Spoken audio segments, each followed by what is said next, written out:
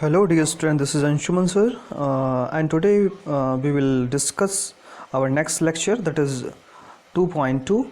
In the previous lecture we already discussed why we need to the measurement. हमने पिछले lecture में ये discuss कर लिया था कि हमें मेज़रमेंट की ज़रूरत क्यों है, why we need to measurement, and today we just discuss about the unit of measurement. हमने फिज़िकल क्वांटिटी की बात करी थी कि फ़िज़िकल क्वांटिटी क्या होती हैं, उसमें हमने बहुत सारी बातें कर ली थी। तो हमने बात कर ली थी कि फ़िज़िकल क्वांटिटीज़ जो होती हैं वो मेज़रेबल क्वांटिटीज़ होती हैं। इनको फ़िज़िकल इसलिए कहते हैं क्योंकि हम फ़िज़िकली चीज़ों को मेज़र कर सकते हैं, है ना। जो चीज़ें हमें दिख रही हैं उसी को हम मेज़र कर सकते हैं। इसके बाद हमने क्लासिफिकेशन कर लिया था, 3 तरह की क्वान्टिटीज़ को हमने डिस्कस किया था, fundamental, supplementary and derived. Fundamental हमने बात की थी कि there are 7 fundamental units, 7 fundamental quantities which we use in our life, and derive unit are the made of the fundamental quantities. बहुत सारे फंडामेंटल क्वांटिटीज से मिलकर के आपकी डेराइव क्वांटिटी बनती है। सप्लीमेंट्री क्वांटिटीज़ में मैंने आपको 2 क्वांटिटीज़ बताई थी, रेडियन एंड स्टेरेडियन। इसको हम सप्लीमेंट्री इसलिए कहते हैं क्योंकि ये इसकी कोई यूनिट नहीं होती है ना, यूनिटलेस होती है, और इसलिए इस यूनिटलेस होते हुए भी इसकी हम कुछ क्वांटिटीज़ बनाते हैं। तो ये थोड़ा सा डिफरेंट है अलग क्वांटिटीज़ से, जो और क्वांटिटीज़ हैं उनसे थोड़ा सा ये डिफरेंस है, इसलिए जो है इसको हम सप्लीमेंट्री क्वांटिटी रखते हैं। अब हम बात करते हैं फंडामेंटल क्वांटिटीज़ की। तो फंडामेंटल क्वांटिटीज़ ऐसी क्वांटिटीज़ होती हैं, they are the basic quantities. इनकी हेल्प से हम क्या करते हैं, आगे की फर्दर स्टडी, आगे के फर्दर मेजरमेंट को हम करते हैं, ठीक है। और इसमें से हमने 7 टाइप ऑफ फंडामेंटल की बात करी थी, 7 टाइप ऑफ फंडामेंटल की बात करी थी, जिसमें सबसे पहला आपका लेंथ था, दूसरा हमने मास की बात की थी, तीसरा हमने टाइम की बात की थी, electric current, temperature, amount of substance and luminous intensity. तो ये छोटी छोटी बातें हमने जो है पिछली वाली क्लास में कर ली थी। इसके बाद हम थोड़ी सी डेराइव क्वांटिटीज़ की बात करते हैं। तो डेराइव क्वांटिटीज़ ऐसी क्वांटिटीज़ होती हैं जो फंडामेंटल बेसिक क्वांटिटीज़ से मिलके बनी हुई होती हैं, एक से ज़्यादा बेसिक क्वांटिटीज़ से मिलके बनी हुई होती हैं, और इसे हम क्या कहते हैं, डेराइव क्वांटिटी कहते हैं, राइट डियर स्टूडेंट। इसमें एग्जांपल में जैसे मैंने आपको डेंसिटी या वेलोसिटी इज इक्वल टू होता है आपके पास डिस्टेंस अपॉन टाइम। तो डिस्टेंस का तो मीटर हो जाएगा, या डिस्प्लेसमेंट अपॉन टाइम, मीटर और टाइम का सेकंड हो गया। तो इसमें आप देख रहे हो कि 2 क्वांटिटीज़, एक डिस्टेंस मतलब लेंथ इन्वॉल्व हो रही है और टाइम इन्वॉल्व हो रहा है। तो एक से ज़्यादा क्वांटिटीज़ इसमें इन्वॉल्व हो रही हैं, that's why it is known as the derive quantity, इसलिए इसको हम डेराइव क्वांटिटी कहेंगे। इसके बाद सप्लीमेंट्री क्वांटिटीज़ की बात करते हैं। So they are the special type, ये स्पेशल टाइप की क्वांटिटीज़ होती हैं। दे हैव नो यूनिट, इनकी कोई यूनिट नहीं होती है, फिर भी हम इसकी यूनिट बनाते हैं। So they have some special quality, जिसमें हम 2 क्वांटिटीज़ को पढ़ते हैं, एंगल और सॉलिड एंगल, ठीक है। आई होप ये बात आपके समझ में आ गई होगी। आज का लेक्चर जो हमारा है वो बेसिकली यूनिट पे बेस्ड है कि यूनिट्स होती क्या हैं। तो आज हम यूनिट्स की बात करेंगे, यूनिट का मतलब क्या होता है। वैसे यूनिट का मतलब अगर हम मैथ की लैंग्वेज में बात करें तो, या फिजिक्स की लैंग्वेज में बात करें तो यूनिट का मतलब होता है 1। तो अगर हमें यूनिट चीज़ को या फिर कोई क्वांटिटी की यूनिट फ्रैक्शन को डिफाइन करना है तो उसको हम क्या करते हैं, ये कहते हैं। अब यूनिट का मतलब क्या तो इसको समझिए आप। तो इसके मतलब को समझने के लिए मैं आपको एक छोटी सी कहानी सुनाता हूँ। एक बार क्या हुआ कि ये कहानी अकबर और बीरबल से रिलेटेड है। एक बार क्या हुआ कि जो अकबर थे उन्होंने एक लाइन ड्रॉ कर दी, एक छोटी सी लाइन ड्रॉ कर दी। उन्होंने कहा कि इस लाइन को बिना घटाए बढ़ाए, बिना इसको टच किए हमें इस लाइन को छोटी करनी है, राइट। हमें क्या कर देना है, इस लाइन को छोटा बना देना है। तो बहुत दूर दूर से लोग आए, लेकिन कोई भी जो है इस प्रॉब्लम को सॉल्व नहीं कर पाया। लास्ट में बीरबल आते हैं और इस लाइन के बगल में एक बड़ी लाइन खींच देते हैं, राइट, और कहते हैं कि जो ये आपकी लाइन है ये मेरी लाइन से छोटी है। तो इस तरह से हम यहाँ पे क्या कर रहे हैं, कंपेयर कर रहे हैं। तो हमने एक बड़ी चीज़ को एक छोटी चीज़ से कंपेयर कर दिया। तो ये जो बीरबल की लाइन थी इस अकबर की लाइन से क्या है, काफ़ी छोटी है। तो इस तरह से उनकी लाइन छोटी हो गई। तो यहाँ पे हम कंपेयर की लैंग्वेज यूज़ कर रहे हैं। तो सिमिलरली हम जब भी किसी चीज़ को मेज़र करते हैं तो हमें एक ऐसी चीज़ चाहिए जिससे कि हम उसको क्या कर सकें, कंपेयर कर सकें। अब एक छोटा सा ऑब्जर्वेशन है, आप देखिए, कभी आप जो है सब्जी की दुकान पे जाते हैं और वहाँ से आप कुछ ख़रीदते हैं तो क्या करता है वो सब्जी वाला, वो एक तरफ क्या करता है, जैसे मान लीजिए आपने पोटैटो ख़रीदा तो वो क्या करता है, जो उसके पास तराजू, जो उसके पास बैलेंस होता है, उसमें एक तरफ पोटैटो को रखता है और दूसरी तरफ वो 1 kg का बाट रखता है ना, और फिर दोनों को बराबर करता है। और जैसे ही ये दोनों आपस में बराबर हो जाते हैं वो कहता है कि भाई देखो ये 1 kg हो गया। तो बेसिकली ये क्या कर रहा है, ये कंपेयर कर रहा है, ठीक है। तो अगर मुझे किसी चीज़ को मेज़र करना है तो we just need to compare, the things. जैसे मान लीजिए मुझे दीवार, आपके घर में दीवार है, उस दीवार की लेंथ आपको मेज़र करनी है, तो आप कैसे मेज़र करोगे? तो उसके लिए आपको एक ऐसी चीज़ चाहिए जिससे आप उसे कंपेयर करो। जैसे मान लीजिए आपको लेंथ मेज़र करनी है, तो हमने कहा कि भाई देखो ये हमारे पास ये एक स्टिक है और इस स्टिक को हम क्या मान लेते हैं, 1 मीटर मान लेते हैं, और इस 1 मीटर से मैं इसको कंपेयर कर लेता हूँ कि 5 टाइम है या 10 टाइम है, तो मुझे पता चल जाएगा कि इसकी लेंथ कितनी है, 10 मीटर है या 5 मीटर है। तो बेसिकली हम फिजिक्स में क्या करते हैं, कंपेरिजन की लैंग्वेज यूज़ करते हैं, और जिससे हम किसी चीज़ का कंपेयर करते हैं उसे हम उसकी यूनिट कहते हैं।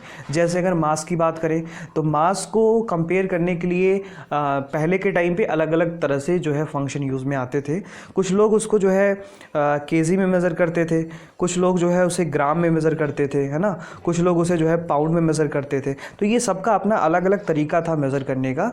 हमारे यहाँ अगर हम अपने यहाँ पर बात करें तो हम लोग जो है कुछ बेसिक, कुछ रूलर गांव में जो है हम लोग जो है कुछ ऐसी रूलर चीज़ें यूज़ करते थे, जैसे पसेरी यूज़ करते हो आप, है ना, ठीक है, इसी तरीके से मन का यूज़ होता है ना।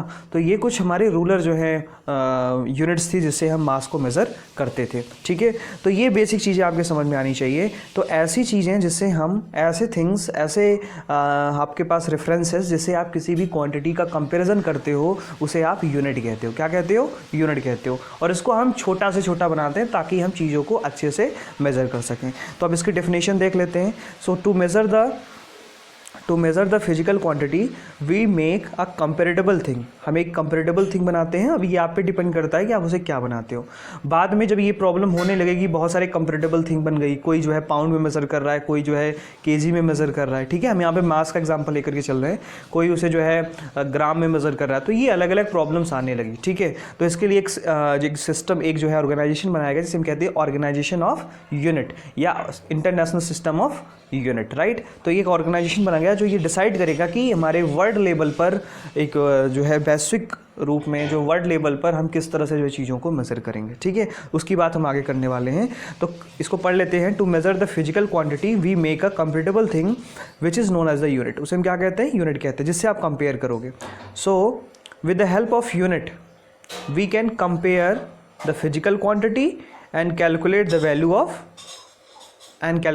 Of that quantity. तो हम मेज़र कर लेते हैं। भाई हमारे पास मान लीजिए मास जो है बहुत ज़्यादा है, मुझे कंपेयर करना है, तो मैंने एक एक केजी करके उसको मेज़र करना स्टार्ट किया। अब इस तरह से मैंने 10 बार जो है उसको कंपेयर कर लिया, तो मैं कहूँगा कि ये जो क्वांटिटी है वो 10 केजी है, ठीक है। तो जितनी बार आप कंपेयर करोगे उतना वैल्यू उसकी हो जाएगी। तो इस तरह से हमारे पास ये यूनिट की वैल्यू। आई होप ये यूनिट का फंक्शन आपके समझ में आ गया होगा। यूनिट एक ऐसा कंपेरेबल थिंग होता है जिससे कि आप किसी भी क्वांटिटी को कंपेयर करके मेज़र करते हैं, ठीक है। जैसे मास को हम केजी में मेज़र करते हैं, तो केजी क्या है? आपका यूनिट हो गया मास का। लेंथ को हम मीटर में मेज़र करते हैं, तो मीटर क्या हो गया? यूनिट हो गया। टाइम को सेकंड में मेज़र करते हो तो सेकंड क्या हो गया? यूनिट हो गया। अब इसी के बेसिस में हम दो तरह की यूनिट बनाते हैं, derive unit and fundamental unit. तो जो फंडामेंटल क्वांटिटीज़ होती हैं उनको मेज़र करने के लिए जो यूनिट हम बनाते हैं उसे हम कहते हैं फंडामेंटल यूनिट। और एक से ज़्यादा फिजिकल क्वांटिटी के इन्वॉल्वमेंट से जो यूनिट बनती है उसे आप क्या कहते हो? डेराइव यूनिट कहते हो, ठीक है। चलिए आगे देखते हैं। So there are 7 fundamental quantities. अब यहाँ पे इसकी डिफिनीशन भी है। There are 7 fundamental quantities. 7 fundamental quantities है जिसको हमें पढ़ना है, और जिसमें आपने 7 पढ़ा है उसको आप, इसकी यूनिट को आप क्या कहोगे? फंडामेंटल यूनिट कहोगे, ठीक है। अब यहाँ पर दो कुछ चीज़ें हैं। अब यहाँ पे हम जो हमारा इंटरनेशनल सिस्टम ऑफ यूनिट है उसने जो है उसने डिफ़ाइन किया कि भाई 1 मीटर हम किसे कहेंगे, 1 केजी किसे कहेंगे, 1 एम्पियर किसे कहेंगे। तो ये इसकी जो है स्टैंडर्ड डिफिनीशन है, और ये डिफिनीशन आपको याद होनी चाहिए, ठीक है। इसकी डेफिनेशन आपको याद होनी चाहिए, ठीक है। तो देखते हैं इसकी क्या definition international system of unit ने दी। तो सबसे पहले हम लेंथ को देखते हैं। तो लेंथ जो है हमारी पहली फंडामेंटल क्वांटिटी है जिसको हम मीटर में मेज़र करते हैं। इंटरनेशनल सिस्टम ऑफ यूनिट ने कहा कि लेंथ को हम किस में मेज़र करेंगे? मीटर में मेज़र करेंगे। अब देखिए ये मीटर की डेफिनेशन है, ये डेफिनेशन थोड़ी सी आपको पता होनी चाहिए, ठीक है। ये बहुत इंपॉर्टेंट है और ये डेफिनेशन आपको आनी भी चाहिए। अब ये डेफिनेशन का क्या मतलब है इसको ध्यान से समझिए। ये हम एनसीईआरटी बुक से भी देख सकते हैं। तो हम अभी मैं यहाँ पे एक आपको जो है प्रोवाइड कर रहा हूँ, ठीक है। आपको यहाँ पे एक स्लाइड प्रोवाइड कर दे रहा हूँ जिसमें इसकी स्टैंडर्ड डेफिनेशन बनी हुई है। तो एक एक करके हम देख लेते हैं। देखिए, the metre is the length of the path travel by the light in vacuum, right. तो जो 1 मीटर है, 1 मीटर को कैसे डिफाइन किया गया कि जो 1 मीटर होता है वो लाइट के द्वारा ट्रेवल किया गया पाथ होता है इन vacuum, right, during the time interval of 1/792,458, of a second, मतलब 1 सेकेंड में जो है मतलब इंटरवल ऑफ टाइम 1 सेकेंड के इतने टाइम में, है ना, 1 सेकेंड के अगर इतने पार्ट कर दिया जाए तो उतने टाइम में जो डिस्टेंस ट्रेवल की गई है लाइट के द्वारा, that is known as the length. अब ये कैसे बनाया गया इसको देखिए, तो वेलोसिटी इज इक्वल टू होता है डिस्टेंस अपॉन टाइम, राइट। तो यहाँ से अगर आप डिस्टेंस की वैल्यू लिखो तो distance is equal to velocity into time हो जाएगा। तो देखिए आप, तो यहाँ से हो जाएगा distance is equal to velocity into time. अब देखो टाइम की वैल्यू तो आपको दी हुई है, कितनी टाइम है 1/279 1 अपॉन, ये तो टाइम दिया हुआ है। वी की value speed of light in vacuum क्या होती है 3 × 10⁸ मीटर पर सेकेंड होती है। जब आप इन दोनों को मल्टीप्लाई करते हो तो यहाँ पे जो वैल्यू आती है वो 1 के लगभग आती है ना।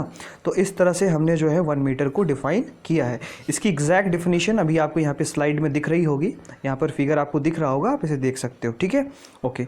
अब यहाँ पर मास, दूसरी जो फिजिकल क्वांटिटी है वो है आपकी मास को हम किलोग्राम में मेज़र करते हैं।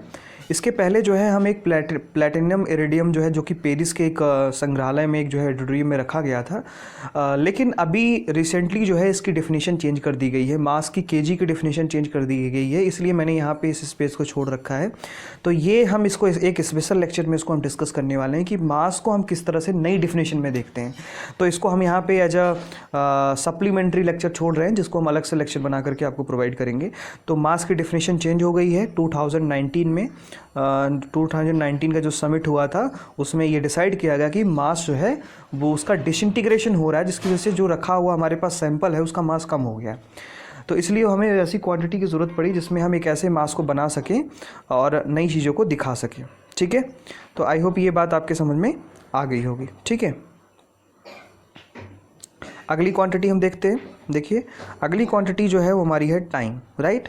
टाइम जो है हमारी थर्ड फंडामेंटल क्वांटिटी है। तो टाइम को हम देखते हैं कि टाइम को हम किस तरह से डिफाइन करते हैं।